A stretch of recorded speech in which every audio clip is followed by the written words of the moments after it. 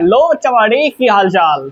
आज की वीडियो में हम क्लास 10 चैप्टर 2 पॉलिनोमियल्स के मोस्ट इंपोर्टेंट क्वेश्चंस को कवर करेंगे। ठीक, और ये क्वेश्चंस बहुत ही ज़्यादा इंपॉर्टेंट हैं जो परीक्षा में बार बार पूछे जाते हैं। ठीक, तो आइए और देखते हैं अपना फर्स्ट क्वेश्चन क्या है।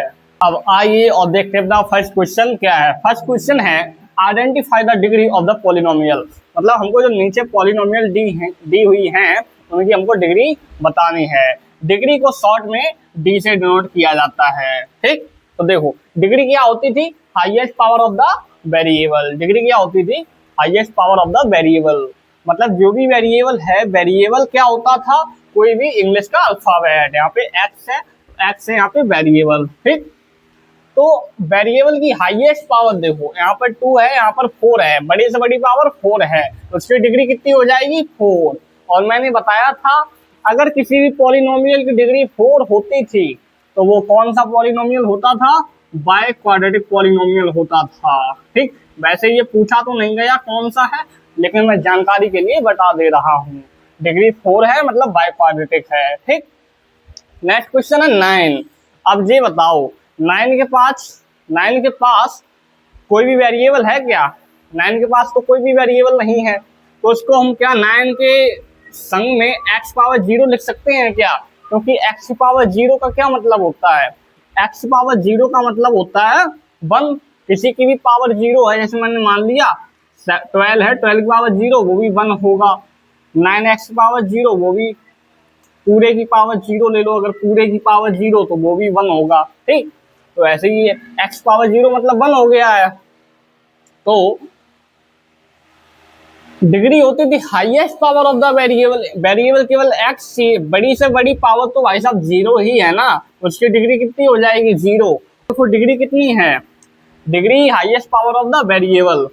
वेरिएबल की हाईएस्ट पावर है यहाँ पे 5। कितनी है, 5, तो डिग्री 5 है। ठीक, अब आ जाओ और चलते अपने सेकंड क्वेश्चन की ओर। देखो अपना सेकंड क्वेश्चन क्या है। सेकंड क्वेश्चन कह रहा है find the zeros of the polynomial. हमें पता है जीरोज फाइंड करने के लिए हमें जिसका भी जीरोज निकालना होता है उसको 0 के बराबर पुट कर देना होता है। ठीक, और जो भी वेरिएबल होता है उसकी वैल्यू निकालनी होती है। वेरिएबल है यहाँ पे x, तो क्या करो सीधे सीधे जो बाकी का है वो बॉर्डर पार भेज दो। इधर प्लस का है तो बॉर्डर पार जाएगा, माइनस का 5 आ जाएगा। ठीक, तो उधर 0 कितना आ गया भाई साहब, 0 आ गया इधर माइनस का 5। और 0 और रूट एक ही बात होती थी। ठीक, या 0 कह लो या रूट कह लो, एक ही बात है। ठीक, 0 का मतलब वो होता है, 0 या रूट्स का मतलब वो होता है वेरिएबल की एक ऐसी वैल्यू जो पॉलिनोमियल को 0 के इक्वल कर दे। जैसे पॉलिनोमियल थी x + 5 यहाँ पर। ठीक, यही थी ना। अब x की वैल्यू क्या आई, -5। अब देखो ये पॉलिनोमियल को 0 के बराबर कर दिया इसने। ठीक, तो यही होता है 0। ऐसे आप चेक भी कर सकते हो, अगर वो 0 के बराबर पॉलिनोमियल आ रही है तो वैल्यू आपने सही निकाली। ठीक, ये देखो 2x - 8, 0 निकालना है तो 0 के बराबर पुट करो। ठीक, 2x को यहीं रखो, बाकी को बॉर्डर पार भेज दो, प्लस का हो जाएगा। ठीक, x को अकेला कर दो, x के साथ जो भी है उसको हटाओ, इधर मल्टीप्लाई में है तो बॉर्डर पार जाएगा, डिवाइड में जाएगा। ठीक, 2 4 जा 8 होता है। x की वैल्यू कितनी आ गई, 4। ठीक, जो x होता है वही होता है रूट या फिर 0। ठीक, तो 0 कितना आ गया मेरा, 4 आ गया है, माइनस का 9। ठीक, इसका हमको 0 निकालना है तो उसको 0 के बराबर पुट कर दो। ठीक, अब आपको ये प्रॉपर्टी याद होगी। प्रॉपर्टी क्या होती थी, a² - b² होता है a + b ब्रैकेट में a - b होता है ना। ठीक है, आई होप आप ये प्रॉपर्टी जानते ही होंगे। ठीक, अब देखो ये तो है, इसका स्क्वायर वाला लिखा है। ठीक है, अब 9 को क्या मैं 9 को 3 का स्क्वायर लिख सकता हूँ क्या? 9 को मैं 3 का स्क्वायर लिख सकता हूँ, जरूर लिख सकता हूँ। a की जगह है x, b की जगह है 3। ठीक, a का मतलब x, b का मतलब 3। अब इसको खोल के लिख दो अलग अलग, तो यहाँ पर इस प्रॉपर्टी के अनुसार हो जाएगा x + 3 मतलब a + b और a - b मतलब x - 3। ठीक, और 0 बराबर चल ही रहा है। ठीक है, अब इन दोनों को बारी बारी 0 के बराबर पुट कर दो, तो जब x + 3 0 के बराबर आएगा और जब x - 3 0 के बराबर आएगा तो दोनों के जो साइंस हैं वो चेंज हो जाएंगे। ठीक, तो यहाँ पे रूट्स दो आ गए मेरे पास, रूट्स या फिर जीरोज एक ही बात होती है। तो जीरो दो आ गए, कौन कौन से आ गए? एक है -3 एंड एक है 3। ठीक, मैंने आपको एक बात बताई थी, लीनियर पॉलिनोमियल मतलब डिग्री 1 तो एक ही जीरो आएगा, एक ही जीरो आया। क्वाड्रेटिक पॉलिनोमियल मतलब अगर उसकी डिग्री 2 है तो 2 जीरो जाएंगे, अगर क्यूबिक पॉलिनोमियल तो 3 जीरो जाएंगे। ठीक है, ध्यान रखना। आई होप आपको ये क्वेश्चन एकदम मक्खन लगा होगा। अब चलिए और चलते हैं अपने थर्ड क्वेश्चन की ओर। थर्ड क्वेश्चन है verify the relationship between zeros and it's coefficients. हमको एक पॉलिनोमियल दी गई है, क्वाड्रेटिक पॉलिनोमियल है, हमें रिलेशनशिप वेरीफाई करना है जीरोज एंड कोएफिशिएंट्स वाला। ठीक, रिलेशनशिप क्या होता था? रिलेशनशिप होता था सम ऑफ जीरोज यानी अल्फा प्लस बीटा होता था माइनस बी अपॉन ए के बराबर, प्रोडक्ट ऑफ जीरोज यानी अल्फा इंटू बीटा होता था सी अपॉन ए के बराबर। हमको ये जो रिलेशन है ना, ये रिलेशन हमको जो है ना ये प्रूव करना है। ठीक, इसके लिए प्रूव करने के लिए हमें किसकी किसकी जरूरत पड़ेगी? देखो, अल्फा और बीटा की, मतलब इसके जीरोज की जरूरत पड़ेगी। सबसे पहले चेक कर लो क्या ये स्टैंडर्ड फॉर्म में लिखा है। स्टैंडर्ड फॉर्म होती थी ax² plus bx plus c।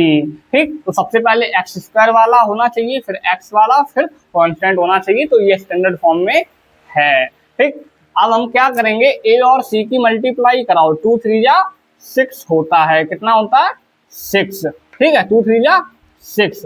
अब 6 के ऐसे फैक्टर्स करो, 6 के ऐसे फैक्टर्स करो कि उनका मल्टीप्लाई करने पर तो 6 ही आए और उनका सम या डिफरेंस करने पर बीच वाला टर्म आना चाहिए, मतलब x का कोफिशिएंट होना चाहिए। ठीक, अगर देखो 6 के फैक्टर्स कौन कौन से होते हैं?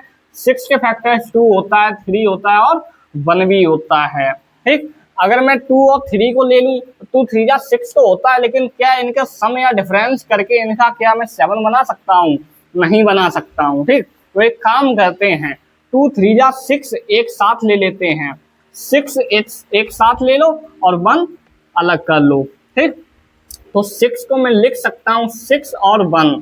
तो देखो, अगर इनका मैं मल्टीप्लाई मतलब प्रोडक्ट कराऊं 6 1 जा 6 ही आएगा, और अगर इन दोनों का मैं सम कर देता हूं तो प्लस का 7 आ रहा है, देख लो, है ना, ये हो रहा है। अगर 6 को मैं 2 और 3 करूं तो मैं कैसे भी 7 नहीं बना सकता, लेकिन 6 और 1 से मैं प्लस का 7 बना सकता हूं। ठीक, तो मैंने इस मेथड को कहते हैं मिडल टर्म स्प्लिटिंग मेथड। तो 7 को लिख दिया मैंने 6 प्लस 1, 2x² तो एडिटिव रहेगा। ठीक, अब 7x की जगह 6 प्लस 1 लिख दो, दोनों में x बांट दो, तो 6x हो जाएगा यहाँ पर, और यहाँ पर 1x हो जाएगा, प्लस 3 तो एडिटिव है।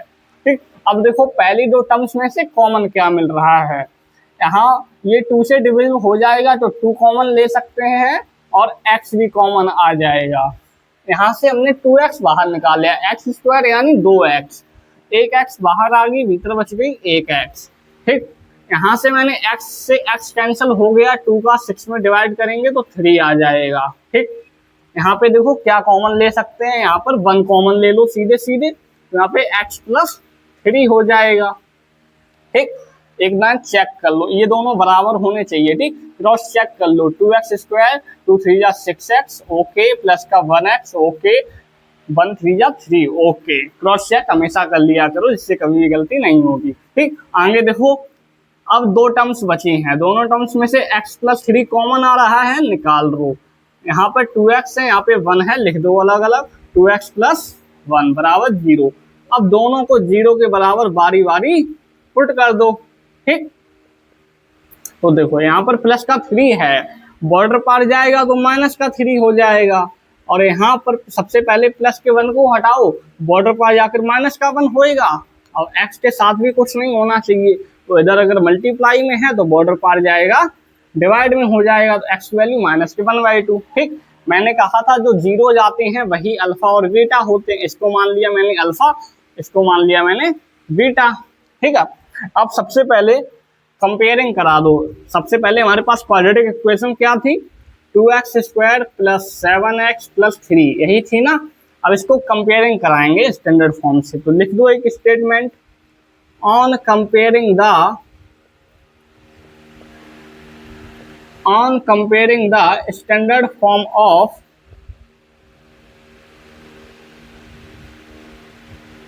quadratic polynomial, on comparing the standard form of quadratic polynomial। ठीक, क्वाड्रेटिक पॉलिनोमियल की स्टैंडर्ड फॉर्म क्या होती थी, ax स्क्वायर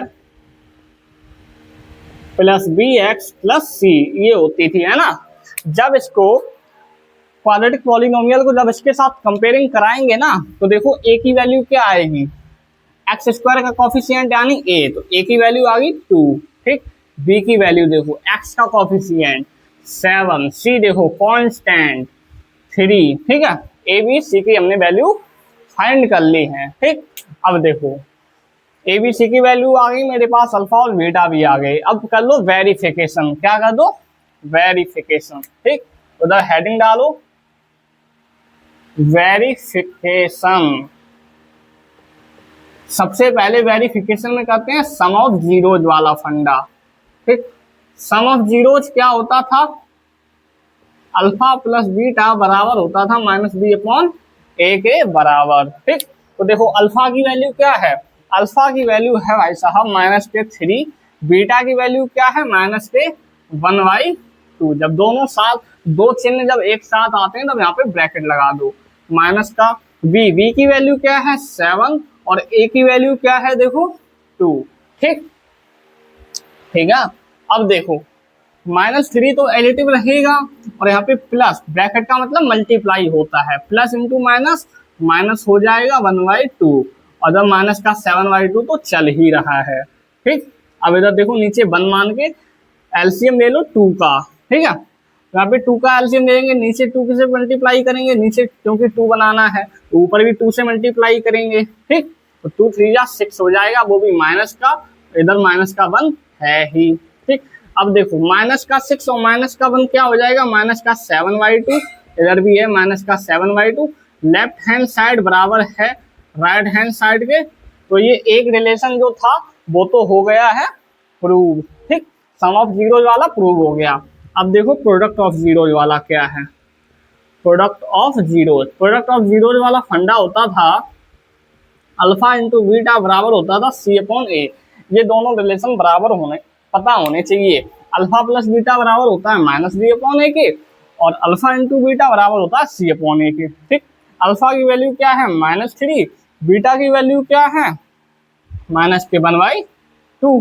ठीक, सी की वैल्यू क्या है 3 और ए की वैल्यू क्या है 2। ठीक, अब देखो माइनस और माइनस प्लस हो जाएगा और ये आ गया 3/2 और इधर साइड भी है 3/2। ठीक, लेफ्ट हैंड साइड बराबर है राइट हैंड साइड के, तो हैंस वेरीफाइड। अब ये रिलेशन हो गया, जो ये रिलेशनशिप थी ना ये हो गई है वेरीफाइड। ठीक, आई होप आपको ये क्वेश्चन एकदम मक्खन लगा होगा और ये क्वेश्चन आपके लिए होमवर्क में है। ठीक, ये भी आप ट्राई करना, बिल्कुल आसान है। ठीक, इनकी मल्टीप्लाई कराओगे एक्स स्क्वायर का कॉफिशिएंट के साथ तो 6 आएगा, 6 को 2 और 3 लिख सकते हैं, 2 और 3 दोनों माइनस में लेना, माइनस का 2 माइनस का 3 जिससे माइनस का 5 बन जाएगा और -2 -3 की मल्टीप्लाई कराएंगे तो माइनस माइनस प्लस और 2 3 जा 6 हो जाएगा। ठीक, आई होप आपको ये क्वेश्चन एकदम मक्खन लगा होगा। अब आइए और चलते हैं अपने नेक्स्ट पेज पर। अब आइए और देखते हैं अपना फोर्थ क्वेश्चन क्या है। फोर्थ क्वेश्चन है form a quadratic polynomial whose zeros are given.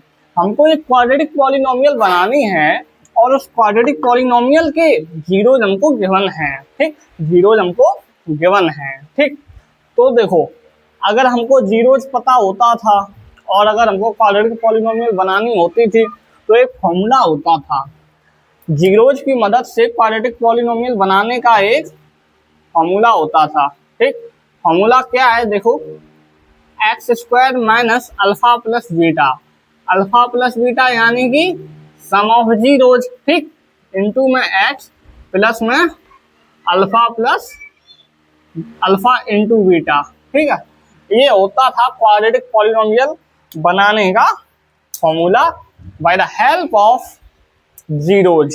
ठीक, by the help of zeros. ठीक है।